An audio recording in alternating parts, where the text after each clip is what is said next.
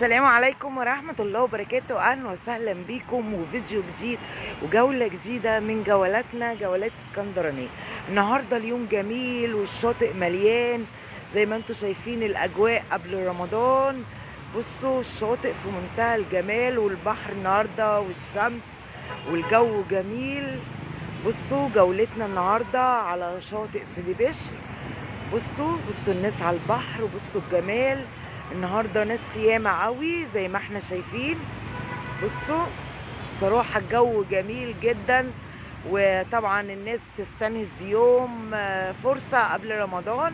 ممكن كمان في رمضان ممكن الفطار بيبقى على الشاطئ برضو جميل زي ما احنا شايفين. شاطئ من شواطئنا الجميله، شاطئ سيدي بشر الجميل المميز.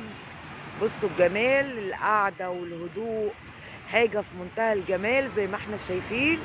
بصوا صحيح محدش بينزل المية، بس القعدة جميلة والجو جميل. طبعا الشمس والبحر بقى رجع لوضعه الطبيعي زي ما احنا شايفين. في امواج بسيطة، الانحسار طبعا خلاص راح ورجع البحر في الوضع الطبيعي.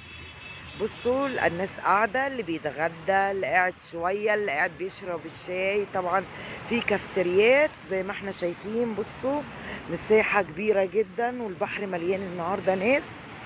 بصوا هنقربوا شوية ونشوفوا زي ما احنا شايفين. بصوا الشاطئ مليان كله ازاي.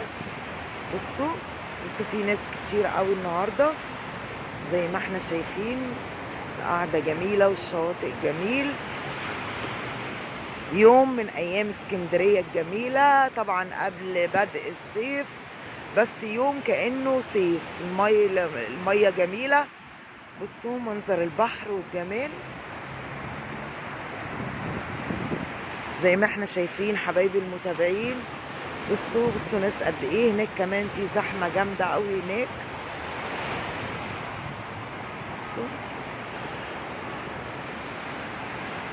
بصوا منظر البحر جميل جدا. طبعا قاعدة جميلة وفي مراكب كمان جوه.